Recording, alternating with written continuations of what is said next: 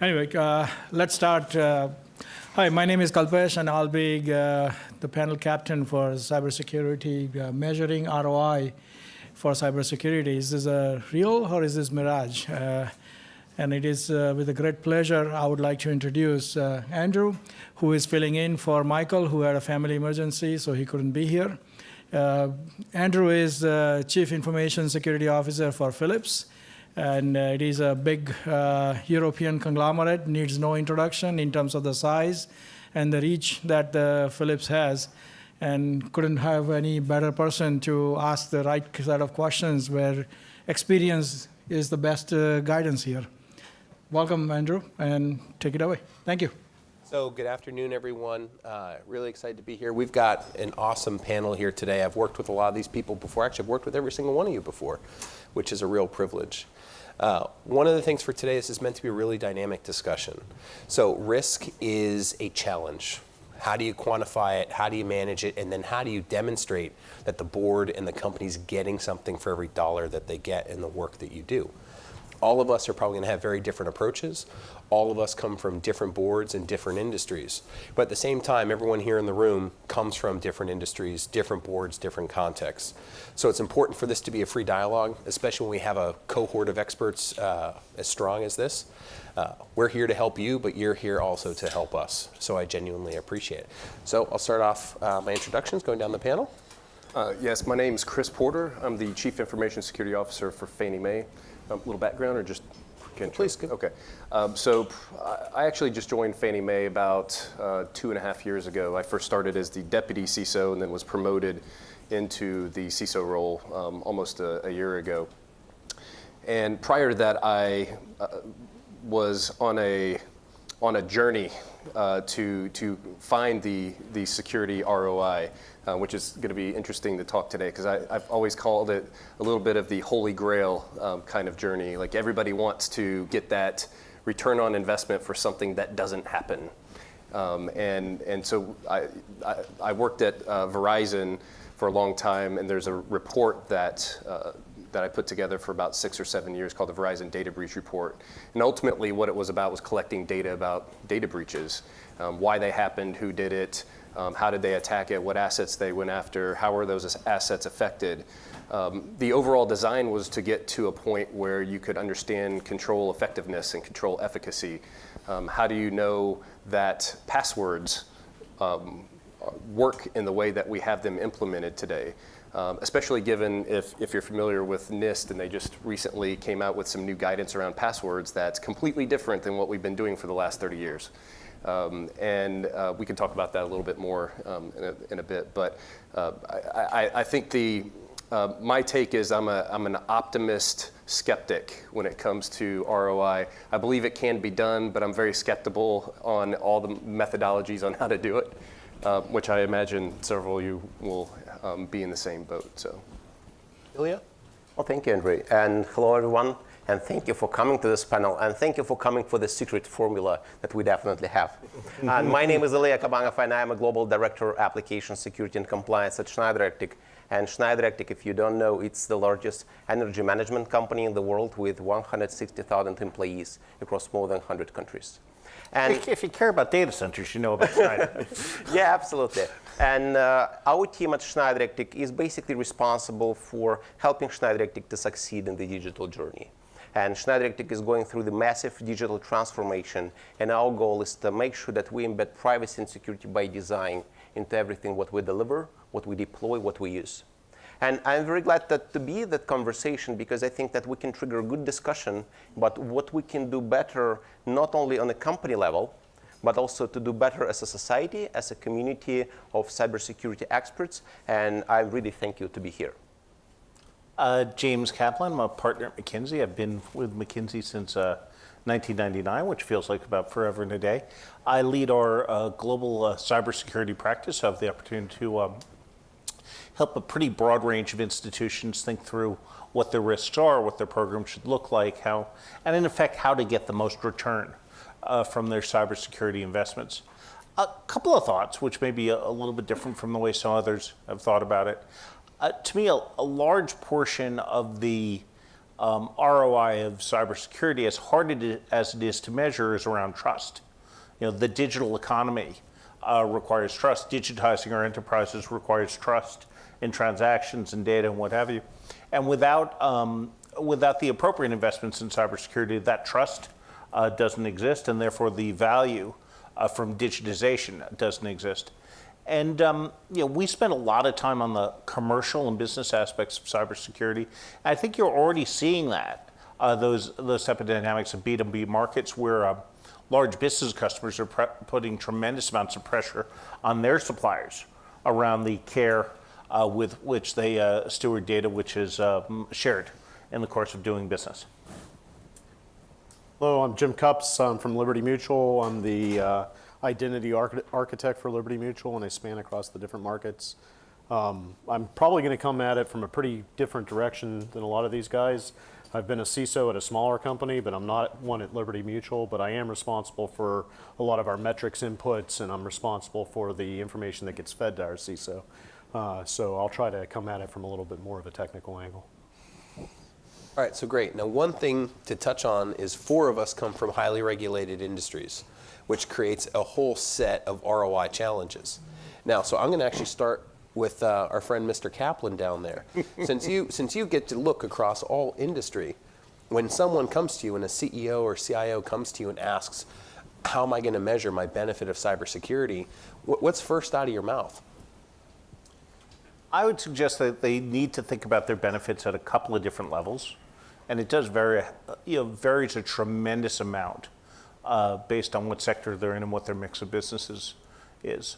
I actually think in B2B markets, there's a tremendous opportunity to start thinking about what their customers are saying from a security standpoint, and measuring the degree to which security is sort of slowing down customer negotiations. That makes it very real, and people start to care about that an awful lot. Then after that, I would encourage them to start thinking about their most important information assets, right? Because we don't have security for our health, we have security to protect certain data and certain types of transactions. And then I would encourage them to think about what are the risks and harms if that type of data were compromised. And then you can start to think about what type of protections you've put in place around those assets, what you've spent to put those protections in place, and to what extent that has reduced the risk of a compromise to this type of pricing data, that type of customer information, or so forth. So let's talk Fannie Mae for a second, because you guys have had a pretty rough decade. I think we've all been there. I think the country and the world has had a rough decade. I think you guys have had a particularly rough. But The recent years have been better than the previous ones, though. It's getting better. But let's talk about that for a second.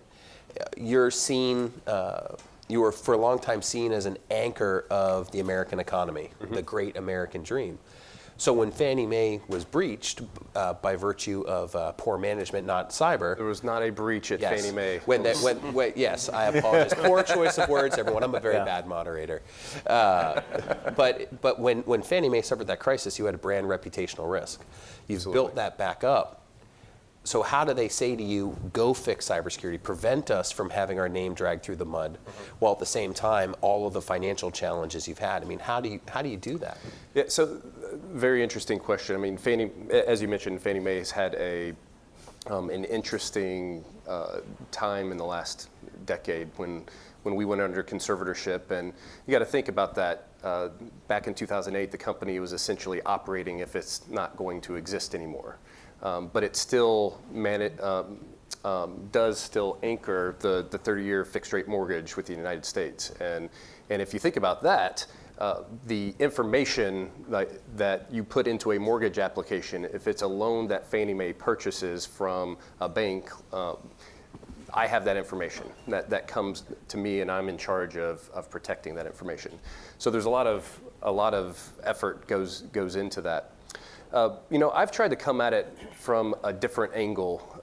I'm a big fan from my sort of quant days of collecting information about data breaches. One of the important things was trying to understand what was the impact of a data breach to a company. And so you come at it from estimating losses.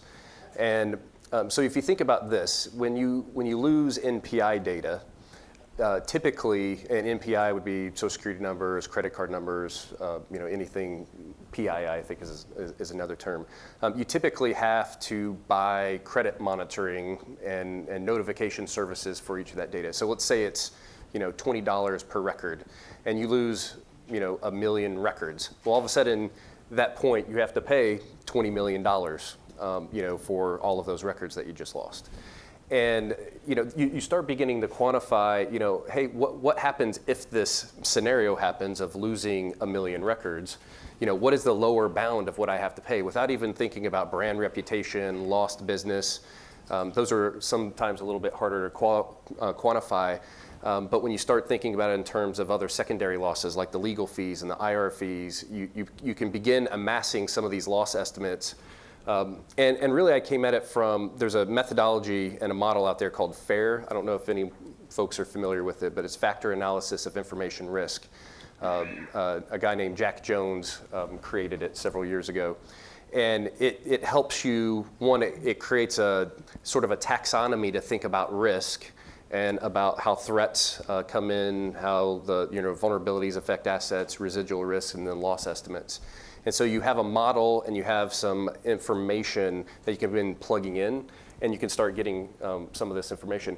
And that's just with the confidentiality related sorts of incidents, right? If you're talking about availability like this past week with the WannaCry ransomware, that's a different kind of analysis. It's easier to measure downtime because the business is used to measuring downtime, and they know what kind of loss they have when systems are down. If you're a manufacturing company and you have downtime, there's so many widgets that you haven't been able to produce because your systems were down due to a cyber incident. You can begin quantifying those a little bit differently. What I have found, at least, is that it's easy to do I'm using air quotes, easier to do the scenarios at the sort of micro level for a specific scenario, like a data loss or a availability threat like a DDoS attack or ransomware. But when you start aggregating that data together to look at portfolio risk, that's where things start falling apart because we really don't understand the interconnectivity of how all the controls work together and the efficacy of those controls. The other thing I'd add is there's a radical variation in the tractability of certain types of risk to being quantified. So if we're talking about loss of PI, we can get our head around there's remediation costs, there's buying credit monitoring, there may be fines, but it's its estimate may be quantifiable. DDoS attack, we can estimate the downtime. Intellectual property is harder, right? Okay, how valuable is intellectual property in the first place? And then, can the person who stole it make any use of it, which may be something else entirely? And then you have existential risks. How does a major investment bank, sort of estimate the economics associated with a destructive attack by a nation-state actor, where it's a tremendously large impact, but at least as best we can tell, a relatively quite a small probability. So I'll touch on, from our experience at Philips, on the value of intellectual property. And I actually take a contrary point. I actually think it's very easy to value intellectual property. So Philips generates about 3,000 patents a year. We spend about $2.3 billion on R&D a year. So a huge investment. We can't monetize all that. A lot of that stuff goes on the shelf, and hopefully 5 years later we can do something with it. So the way we look at it is, I cannot tell you immediately what is the value of the lens on this camera from an IP perspective, but I can tell you in aggregate, my portfolio is worth X. I can then look at it and say, I know this state actor is after this piece of technology. I know that, and I know it through my intelligence team and my third-party sources. So I can start to dial in and say, this much of my portfolio is under threat. Say 20% nation-state actors are come in on, and I can reasonably say I have 200 million of cash in reverse at risk that I just blew $200 million in cash through that security breach. So while it isn't precise to say that widget is worth that amount of money, if we look at it, we can bring it up to an aggregate level and say to the board, if we do not do this, or if we do not pursue this, you're putting at risk 200 million euros, $200 million of cash at risk by doing that. It monetizes it in a way that the board understands, and the board is used to making assumptions like that around intellectual property. So I will take an opposite point of Mr. Kaplan, which I will do this entire panel, I promise. I think you make an important. I'm honored. I think you make an important point about how to present that kind of information as well. Because I think as security engineers, we always think of in terms of precision. We want to get to a color, or we want to get to a number, we want to get to a single dollar amount. But ultimately, we're talking about a probabilistic thing, and it's like when you think of it in that terms, you're really beginning to think of a probability curve even. And these are the range of losses that you can potentially have given a certain scenario. And I think that's a way that the most of your board members and your executives, that's the way they think. It's in those terms of financials. You can tell you're a fair guy because you're talking about the Monte Carlo distribution, right? Yeah. The struggle I have with the fair model is it's very specific. And it's very specific for the threat you're analyzing. And when you try to, and you've already mentioned the troubles, right? You try to aggregate that over your portfolio, you're missing all these other countering controls, and you're missing where the overlaps are that could be potentially catastrophic, and you're also missing where the overlaps are that mitigate the risks, right? And I guess the struggle I've had over the years is where do you go from that quantitative model that FAIR is to a more qualitative model like a CMM model that's based on all CIA and compliance, right? Candidly, I don't have an answer for that, right? I do have an answer to say I can show you what the exposure is, right? I can tell you what the exposure on the outside is. We can quantify the impact levels in very basic ways for confidentiality and integrity. But for availability, it's pretty hardcore. You can, to your point, you can say, this is down for this time, that's much. I think that's a shift that's going to happen, and I know that Andrew's going to jump in on this one because we talked about it earlier. But I think that's a shift that's about to happen. For a long period of time in information security, we were dealing with availability as the thing we were protecting against, so it was easy for us to make an argument, right? And then the hackers got smart, and they realized that if they release a worm and it takes things down, that they lose that ability to get in that way. So they started doing these low and slow things where they stole confidentiality. And frankly, from our point of view, there was loss that occurred, but the loss that occurred in those events were really to our customers, not to us. We paid for it indirectly, right? Not fair, but it's the truth, right? And so especially the smaller companies could get away with it because they were hidden by these huge data breaches, right? And if you were doing the Verizon stuff, did you ever work with Bob Brutus on those things? Did. He's a great guy. If you were doing those, at least in talking to him, what he recognized is a lot of companies had bad problems, but they got away with it because the bigger guys had the same bad problems and the same data was lost in the same places, right? Matter of fact, the bad guys were using that to verify the data was right. To close this back out, now that we're seeing a shift to the ransomware realm, It's good to know we have hackers who believe in data validation. yeah. They're good at it, right? They're If only our developers cared. If only our developers were so fastidious. Fair enough. Now we're shifting over into a ransomware world where they're making money by the loss of availability. I'm wondering, I don't know, but I'm wondering if there's another shift that'll make it easier for us to make these ROI calculations, right? So, Do you actually use the Monte Carlo analysis and decisions about planning and budgeting? So if you're using FAIR, you're using you're using a version of a Monte Carlo distribution, right? Right. Because you're having an uncertainty statement that based on what kind of data you have, you may have good uncertainty information or bad, but that affects the distribution of the curve, right? And so that should feed into it. Again, the problem I have with FAIR is each one of those questions is a very discrete question. And you have to ask thousands of them and use something like CXOware or something else like that to aggregate that information to come up with a real report. And as soon as you do that, you're losing the value of the discrete analysis, right? It's like a quantum thing. You're no longer in the quantum world, you're in the classical world, and because now you're in the classical world, worrying about the quantum world doesn't matter anymore, right? That was a stupid analogy, but I want to do, before I get to Ilya, because I really left you, I want to come back to that. I want to do a poll in the room.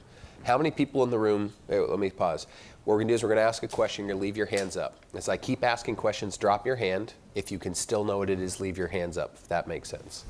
How many people in the room know what balanced scorecard is? Okay, about 50% of the room. How many people know what ISO 27001 is? How many people know what NIST is? Oh, we got more security experts in here than I thought. How many people knew what FAIR was? So I think this is what's interesting. If you're a CIO, you know balanced scorecard. You know those generic governance concepts, because it's inherent to your life, and it's been inherent to your life for over a decade. But here in cybersecurity, I think one of the struggles we have is going beyond dogmatic thinking. It's going beyond NIST, FAIR, ISO 27001. It's back to that discrete state. It allows us as CISOs to really wrap our arms around the problem and govern an organization, but translates very poorly outside of our world. And what I noticed was interesting is if you started with balanced scorecard, by the end of it, your hand was down.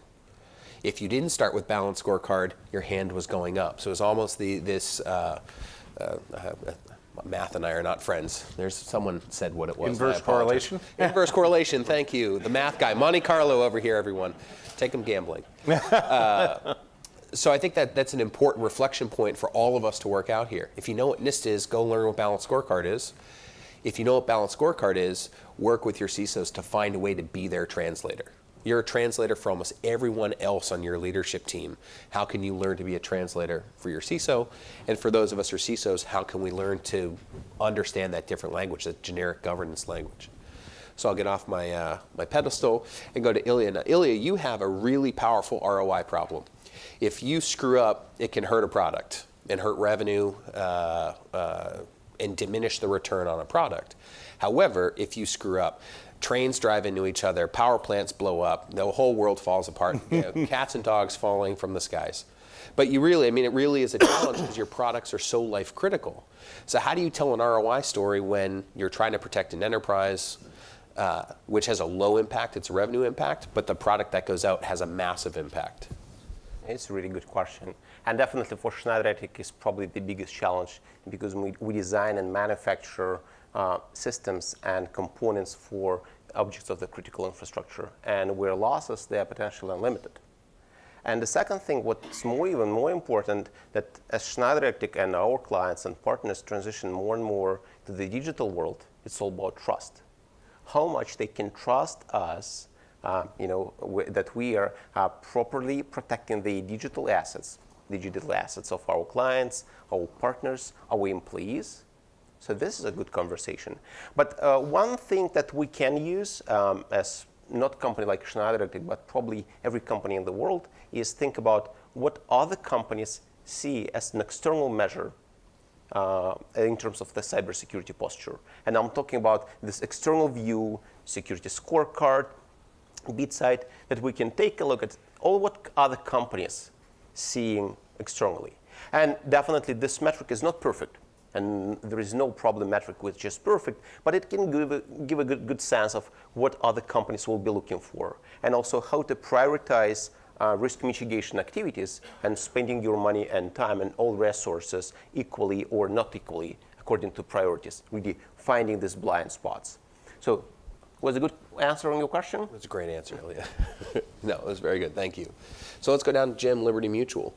So you guys insure companies like Jim, or like Ilya, but on a smaller scale. So now you have the same problem of hearing about their challenges, but that's an underwriter's problem. Yeah.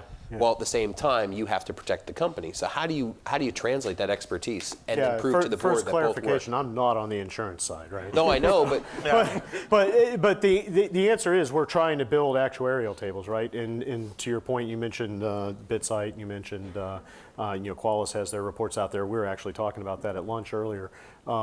We use those things as gauges, but the reality is you have to build an actuarial table. The actuarial table is built over time, and it's based on the loss events that actually occur, right? So the good news is if this insurance industry continues to mature, then we will have a valid basis for an ROI built into it, right? Because the insurance companies have an incentive to find out what the correlating factors are to real loss, right? Whether those correlating factors are you PCI compliant or whether it's a bit site score, there's an incentive to do that. Likewise, you have an incentive to disclose a loss event, right? So one of the struggles we're having in the industry, and I know this has been talked about 1,000 times in IC Cubed, is people don't want to share when bad things happen in this area, right? There's 1,000 reasons not to, and there's very few reasons to. One of the ways we can get around that is if we have a functioning insurance industry on it, then that functioning insurance industry incentivizes the disclosure of loss events, right? Now on our side, we have to be careful because if you get too far ahead of the curve, you can lose a lot of money, right? But the flip side of that is we will be able to find correlating events over time. Whether those correlating events are bit site, I don't think we have the answer to that yet, but I think it'll build up over time. The challenge is the insurance carriers in the cyberspace are still very early days in their underwriting. It does feel like, and at least in many cases, they're managing risk via narrow coverage and small caps, which is slowing the growth of the market and therefore slowing the growth of the data required to get to a richer market. Yeah, so it would be insane to write a policy that could cost you everything. Right, of course. So you put limitations on the policy, Yeah. right?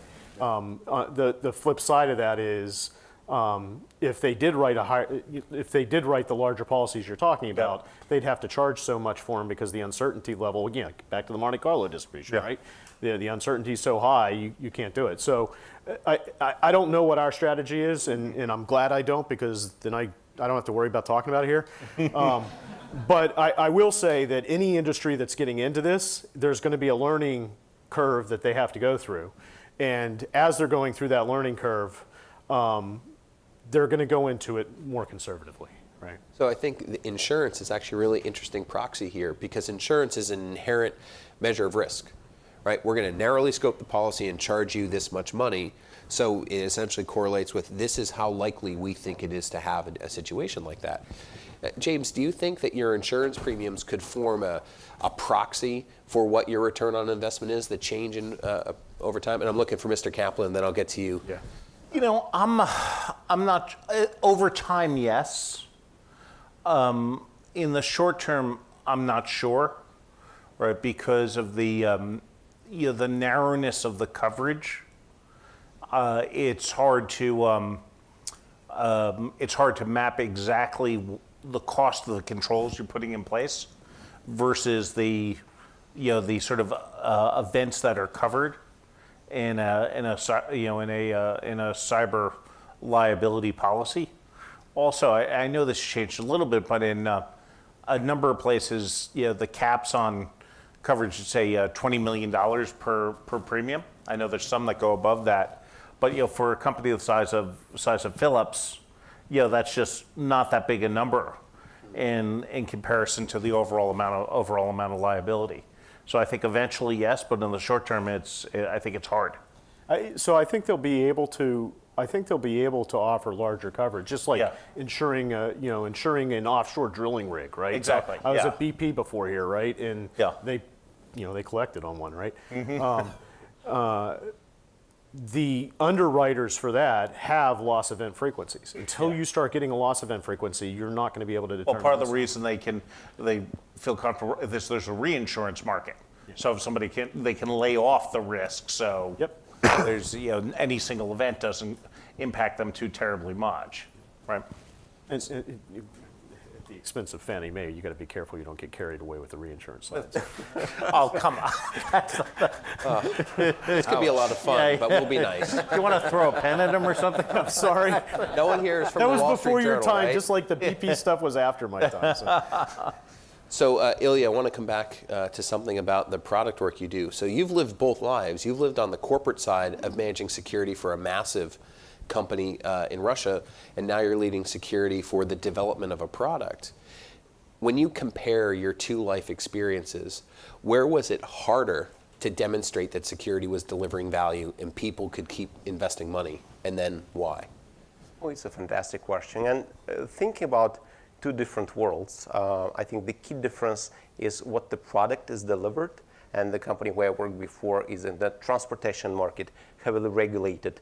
And all conversations were about compliance And also because of the new regulation protecting personal data of Russian citizens and residents, all conversations were about how to comply with regulatory requirements. When you think about Schneider Electric, here's a conversation about more products. And again, coming back to the point that potential losses of our clients in case of something bad happening can be potentially unlimited. I think these things, they drive the conversation, and they really help a lot to have very meaningful conversations with engineering teams on what's important and how to embed privacy and security by design and baking them along the life cycle and along the product delivery journey. So it's a great answer. Thank you, Lilia. So let's get back to Fannie Mae for a second. We'll be nice this time. I almost saved you. Do you think your board understands the value they're getting for cybersecurity? Yeah, I think so. I've got a excellent relationship with my board. In fact, when I was first promoted into the role in April of last year, my boss came to me and said, "Oh, and congratulations, and by the way, you're going to be presenting to the board next week." And I was like, all right, this is, throw you right into the fire. Our board has undergone a lot of changes, and the folks that we have on the board are really interested in cybersecurity. They see it as one of the biggest risks to the firm. And so when you have that kind of support from executive management and from the board, then you feel good about what you're doing, and you feel like you have the resources to kind of move forward. And ultimately, it's my job to educate them.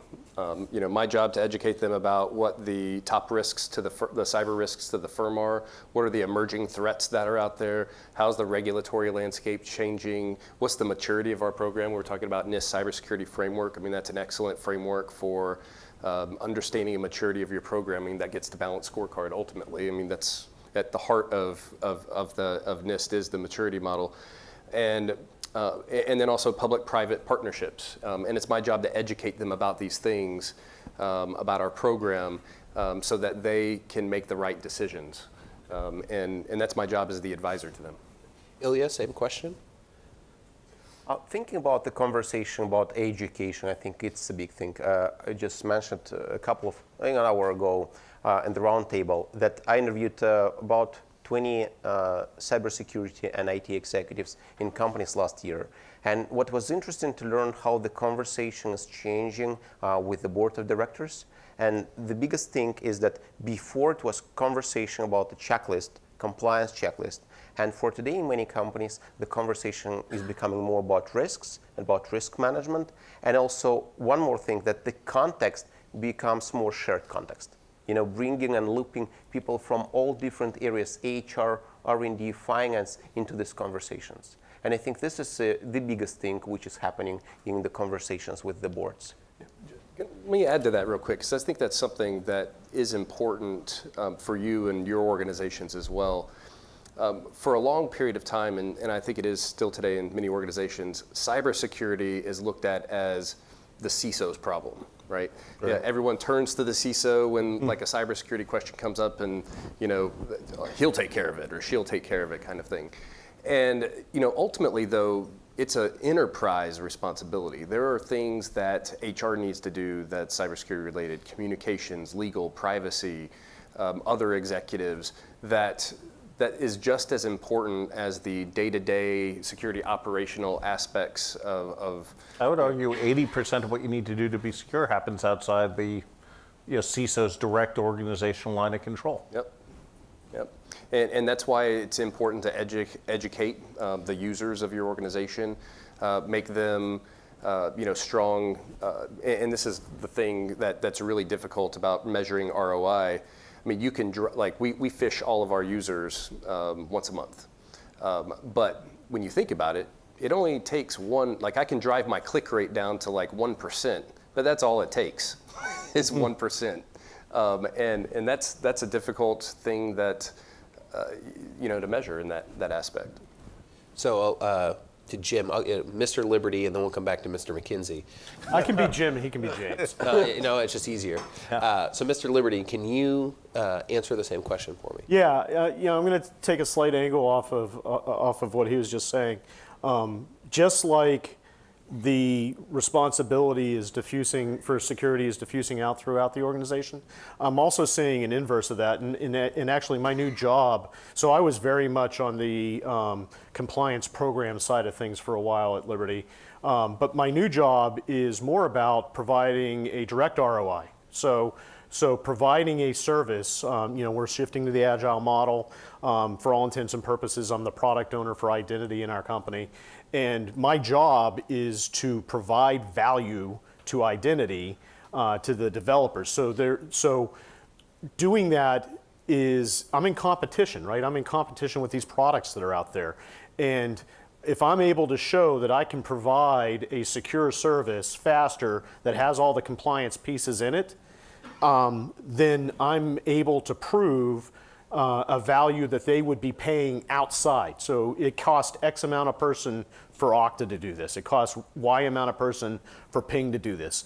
Our group, it costs this amount of person, right? So there's a comparative piece that's going on there. So at the same time, you're seeing the security responsibilities for control compliance spreading out throughout the organization, especially on the development side. You're seeing a development operations group or development operations function occurring within security teams that probably didn't traditionally exist there, right?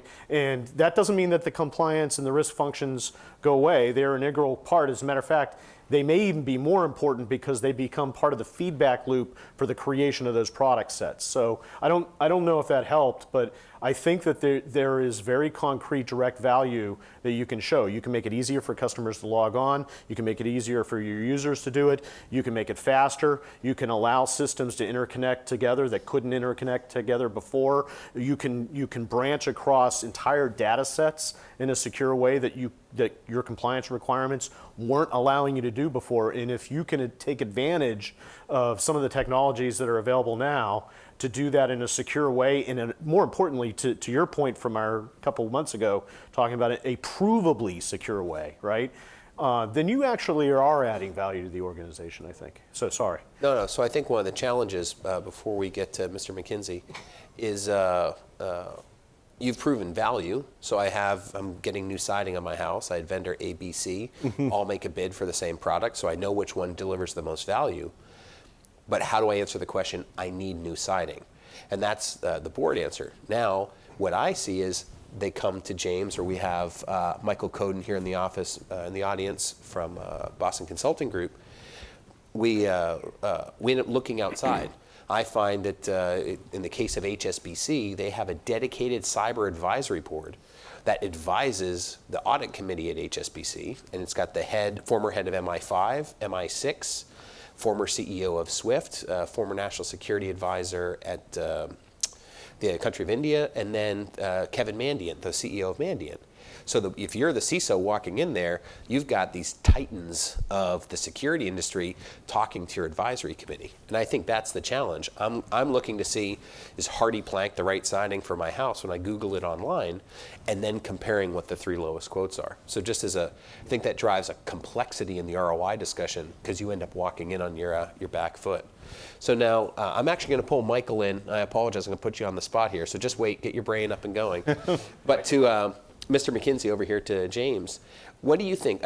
Do you think boards, when you look across the boards you interact with, do you think they get it like the gentlemen over here think their boards get it? Yeah, that they get the value that they're getting? We've actually done some research recently on boards, and we surveyed about 40 or so CISOs on their interactions with the board. And it's interesting.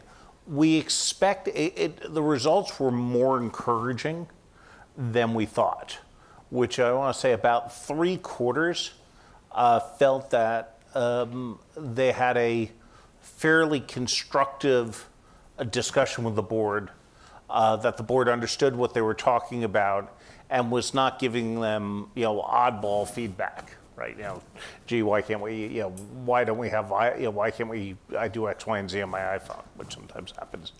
I will say there's a fair degree of uncertainty we also picked up in the survey about what exactly is the role of the board. And a number of CISOs said, gee, I go in, I present. They ask, reasonably intelligent questions, a range of questions, some of which are reasonably intelligent. And then, I sort of go about my business, sort of in formulating plans with the management team. So they weren't quite sure, was the board supposed to be challenging them? Was the board supposed to be putting pressure on the rest of the organization? Or was the board just supposed to be checking to make sure that they were, reasonably intelligent? And I think probably some of the most thoughtful CISOs, use the board indirectly, which is they use the fact that a set of metrics or a set of perspectives is going to the board as a way to influence business unit CIOs, or you influence people in the organization. Oh, gee, your compliance with this, that, or adherence to this, that, the other thing is low. This is going to go in the package that goes to the board. When we've spoken directly to board members, I will say there is, a fair degree of, I don't want to say consternation, but uncertainty. And I'm saying, gee, they come in, the CISO come in, they present me something, sometimes they scare me, and I try to ask smart questions, but I'm not quite sure I know what to do.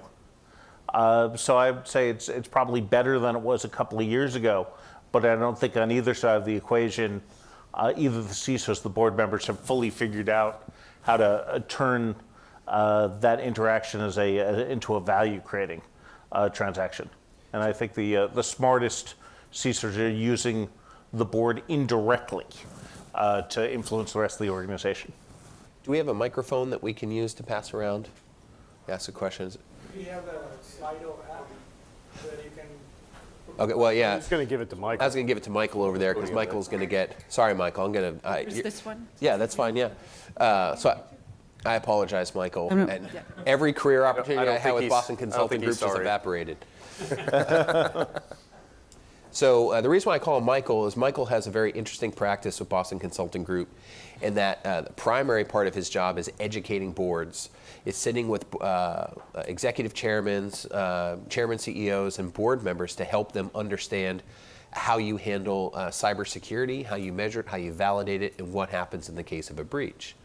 So do you think, after all the comments we've had here, working with the board members that you work with, do you think that they believe they're getting value out of cybersecurity?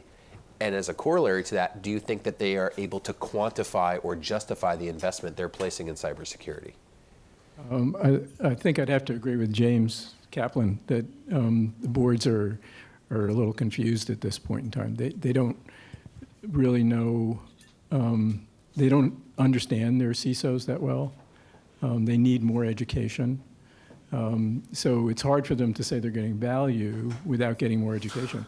I also agree with James that a wise CISO can educate the board and then use the board to get support for the budget that they need to do the right job. And I think that's a very important and difficult task for CISOs, because CISOs are generally engineers, and engineers like to solve problems. And the going in and selling your mission, that's, you need a marketing and sales degree for that. It's getting better, and boards are asking more questions. They are learning, but they do come. They're generally senior executives. They're not all Kevin Mandia, and they don't quite understand what's going on. So it's really difficult for them to know, and they need to know. And as it gets to be more of a regulatory issue, they want to know. So we have an opportunity here to really do a good job educating boards and getting them to support the mission. Great. Thanks, Michael. There's one other thing I'd add on boards. There's an interesting divergence of personal interests between boards and management teams with regard to cybersecurity. If you're a board member, your nightmare is, a Fannie Mae type situation. It's no one gives a board member grief because he didn't beat earnings. Taking a beating. Right. But it's a disaster where people start throwing people off the board and it gets embarrassing and what have you. So board members often will be more focused on the worst case than the management team will. In contrast, the management team, they don't want that, but they're also that incremental $25 million that the CISO is asking for. the management team might want to drop that to the bottom line because it would be useful for earnings this quarter. So there's some interesting disconnect that I sometimes see between the management team and the board, with the board a little bit more interested in probing some of the worst case scenarios and really understanding what's the worst that could happen. So before FAIR came out, and this was back when I was in the compliance and risk reporting side, we use failure mode effect analysis, which is a manufacturing mechanism. You do mean time between failure and stuff. And one of the things that was interesting on that one is, to your point, the impact ratings that you do on that, you create a risk card, and in the risk card, you assign a relatively arbitrary numerical value, and the numerical value at the top of it has some impact level, and the numerical value at the bottom has one. And the ones we kind of chose for is for confidentiality, integrity, availability, and compliance failure points. This one will get a person fired. This one will get a manager fired. This one will get a director fired. This one will get a VP fired. This one will get a president. This one will get a board director, right? And so then you could go through and say what we would be, in fired may be the wrong term, in trouble, right? You don't want to use fired in any of these meetings. But if you come out and you say we lost 1,000 records, somebody's going to have to pay for that, right? And that's something that requires some level of at least teaching inside your company, right? If not telling somebody you're gone. If you lost 1 million records, that's a different story. If you lost 10 million records, that's a different story. And so it kind of put an emphasis on it that said, this is the kind of thing that ends up in this level of office for the event. And it actually worked pretty well for us for communicating our initial budgets. This was right after John took over as CISO. And we used some of that to get some of our programs going. But then it kind of fell by the wayside when FAIR came out. So I'm going to jump to the audience questions now, but just real quick, when we talk about breaches, next panel, we have a great panel coming up next, cyber panel right across the hall, talking about you've been hacked, so what do you do? And I think we're starting to intersect with that point, so please join us. But now I will go to the audience questions. We've got almost 15 minutes, so I think we've got plenty of time to go. Are they on Slido, or are we going to have to? All right, so we'll start with one on Slido, and then I think we're going to have to do a pass the mic. You all represent sort of relatively large businesses. What about small and medium businesses that may have 50-person law firm with one IT guy who's part-time security? How do what you're saying sort of translate into the rest of the world? Yeah, I'll take the first stab at that. I actually think that's one of the more difficult things out there to try to solve. So when you think about the supply demand of just cybersecurity personnel, you've probably seen all the newspapers. There's huge demand. There's low supply. The bigger companies, because they're more highly regulated and can pay more, are sucking up a lot of the talent. And then you've got the small and medium-sized businesses who have an IT person, or they've outsourced it. They're not even a security person; they're an IT person. And you see this a lot in some of the payment card breaches, where it's small restaurants that are getting compromised, and they don't care about security. I mean, they care about whether or not their cashier is going to come in and fill a shift that day, and they care about whether or not the food has good quality, and that they're delivering the food on time to their customers. And so when you start getting into whether or not they're skimmers, or whether somebody came in and hacked their point of sale system, it's not even part of their calculus at all. I think that's a very difficult problem, but it's one that has to be solved at the aggregate, in my mind, in the services that are provided. So moving to chip and pin type of transactions is going to solve a lot of these things. It's not that chip and pin is perfect. It's that it's better than what we have now, and you're going to have less fraud with it. And I think that's how a lot of these things are going to have to be solved, is at a more aggregate level, and the services that are provided to some of these companies. I think this is where, particularly for small companies, where cloud gets sort of interesting. Which say, imagine your 50-person law firm. If they're using a SaaS-based, sort of law firm management tool, and a SaaS-based document management tool, and increasingly, and they start to run a cloud-based virtual desktop product, so they don't have the physical desktop is just a device, or maybe they're running a cloud-based phone service. There'll be points of exposure, but there'll be many fewer of them and many fewer things for them to get wrong than if they were running a traditional, the type of infrastructure they would have run even 5 years ago. Yeah, I'll add on to that. In the opposite direction, that's also where there's this overlap between the delivery specialist and the security specialist, because the delivery specialist is going to be helping them to do those 5 different SaaSes in a unified way, right? Mm-hmm. And that's a feature. That's not a compliance thing you're forcing them to do. That's something you're enabling them to do, and then your equation changes a little bit there. And the last thing is, and this is what I was trying to get to earlier with the WannaCry thing, just because I like saying that word. If there is a shift back to availability, then security has been an important thing for larger companies for a long time, right? But mainly because we were the ones that could have visible hits. To your point, most of the time, if there is a skimmer, that restaurant won't even know it, and the bank is the one who's taken the hit, not the restaurant, right? Or the poor person whose credit card is stolen is taking the hit. Yeah.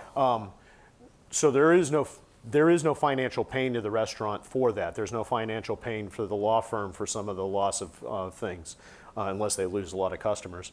But if you shift over into an availability piece, if all of their Google Docs get encrypted, right? Or if the entirety of their case files gets encrypted and they can't recover those, that's a different story, right? And if that shift occurs, I don't know whether it's occurring, but it kind of feels like it is.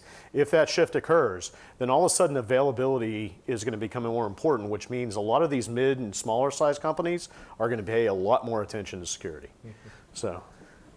So let's jump into the, we have another one? One more, Slido? So with so many tools available in marketplace, how and when do you look for innovative solutions from startups? Lilia, you want to handle this? Oh, it's a really good question. And I recently wrote an article on where CISOs and all cybersecurity executives should pay attention. And one of the areas is definitely about startups and really trying things which are bringing to the market and seeing what kind of value can be extracted. It's important. And definitely, being involved in operations, it's always a challenge to balance the time that you can devote on exploration, but it's absolutely necessary. And that is why MIT is such a great place where first you can get exposure to the ecosystem in a very condensed manner. And talking about, for example, our good partners, ICCubed, they can come and you can really learn what's going on. And you can learn about opportunities, you can learn about technologies, and you can learn about applicability in real case scenarios. So do we have other questions coming out? Let me add to that one. Sorry. Sorry, real quick. I think it's important to talk about just the startups and in the whole kind of venture capitalist economy for security. I actually take a trip, I call it my annual pilgrimage, and I'll go out and visit several different venture capital firms to see what they're investing in. I do this for a couple of reasons. One is I want to know what they're kind of envisioning and trying to solve, because it might be a problem that I don't even know I have yet.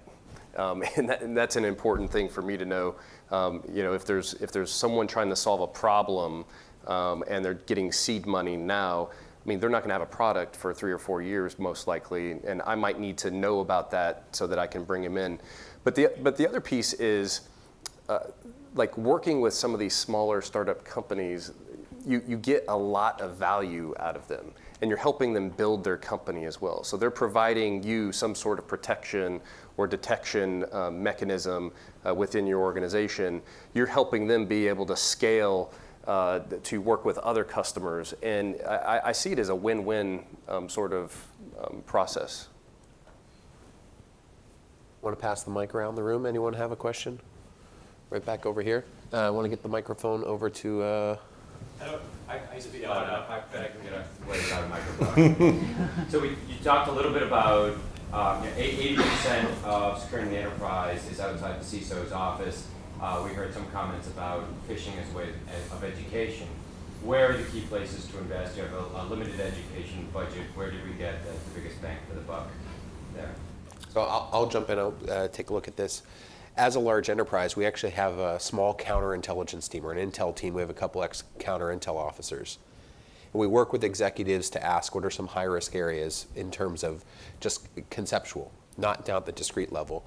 And then we ask the CI guy, go over there, start talking to people. That's what counterintelligence officers do. They're brokers of information.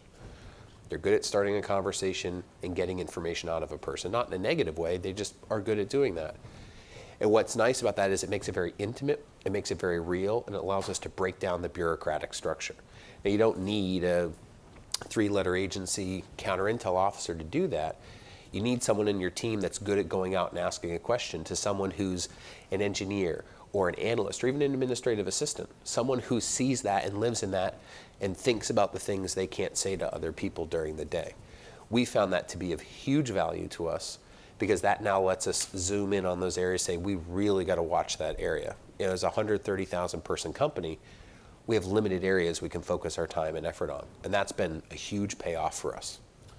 Almost no investment. Similar experience.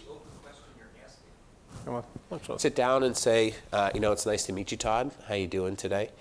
I was talking with Bill upstairs, and he was talking about the new Zigbee product for our light bulbs. Now, how does that work? What's so special about that? I mean, I can see 8 other light bulbs at the grocery store. And an engineer or an analyst, it's like opening a floodgate because you're putting it in context and you're asking them to talk about something that means something to them. And it's very simple. They walk away and come back and say, wow, that Zigbee stuff we're doing sounds kind of interesting. Let's go do a little research on it. Wow, Philips is the leader in that space. Let's throw that in the bank and think of some areas we can put that. It's a simple conversation. It really is. A similar experience, like, I find prioritizing information to be incredibly powerful in sort of figuring out where to focus educational efforts. So once we were doing something with a natural resources company, and we figured out that the single most at-risk information was data about their negotiating strategies for sort of leasing mineral extraction rights. Sort of don't bid, start out bidding 500 million, don't go above $1 billion. Do that because that email in the wrong hands is incredibly valuable. And then we found out that out of a company of sort of 75,000 people, only about 400 individuals had any reason to sort of touch that type of data. Interestingly, half of whom were administrative assistants. And then we would say, okay, instead of trying to educate 75,000 people about this, let's educate 400 people. And not only could we limit the scope, it allowed us to create very targeted education, which is you touch data related to a negotiating strategy. Here's the people who are trying to get hold of that. Here's how much it could cost the company. And here's the specific things we want you to do in order to protect that data. Don't send it in clear text and email, use the document management system, what have you. So I'm going to build on that, and then we're all going to do a 15-second closeout because we're running up against the clock here. Just to build on what James said, that becomes an instant ROI discussion with the board. I found this thing that means a lot to the company, and I can spend X to protect it. And that's a cash loss, a reputational loss, because we're in critical life sciences, a life loss, or a patent loss. And that becomes a very clear dialogue. The problem is when you start lumping the things together, and then you have the trade-off as do I prevent an attack on my light bulbs? Do I go over here and look what's going to happen with an MRI machine, or am I worried about people stealing data related to our next acquisition? And that becomes a really challenging discussion because not every investment is going to cover all 3 of those areas. And the prioritization discussion from the board can be too technical and uncomfortable. So we've got 1 minute and 30 seconds left. I'm going to give each of you 15 seconds to quickly explain why you think ROI is something that can happen with the board. 15 Can or seconds. can't, did you say? Can. Can. I mean, so I'll answer a different question. I think the best thing to do with your organizations is one, pick a framework, like the NIST cybersecurity framework, pick a model of some sort to be able to look at your information and start collecting data. And then once you start doing that, you can start making better decisions on what you're going to do with your program. Ilya? I think about taking a bigger picture and not thinking about just ROI in an individual company, but thinking what we can do better as a society to secure the world. And two things specifically, the cyber insurance industry can do a lot on this thing. And second, the information sharing that we all can contribute to.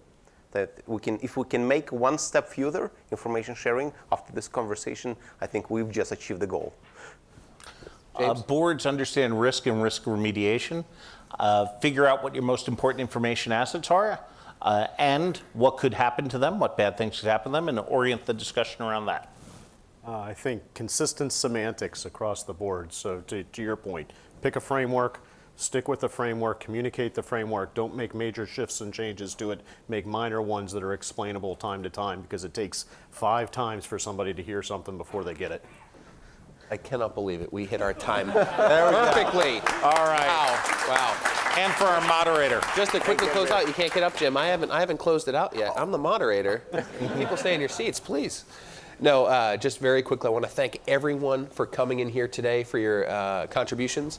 I'd like to thank our panel. You guys are really open and transparent. I especially like to thank MIT for pulling this together, and to give a little plug over there for Carrie Perlson. And she's not even paying attention. And the IC3 program. This is a great program run here out of MIT that brings technology and CISO executives together to really challenge our thinking. No vendors, really hard. As some of these guys can say, you go home tired and feel like you've been arguing all day. But it's really valuable. I'd encourage anyone in the room to reach out to Carrie over here, grab her business card to talk about IC3. That's her right there raising her hand. Finally, she's paying attention, everyone. We're talking about boards and CISOs. Thank you guys for coming, and many of these guys are part of our consortium, and if you'd like to join us, see me, I'll give you a card, I'll take your card, and we'll send you more information. It's worth the time. It is, absolutely. Thank you all for your time today. No, thank you, Jerry.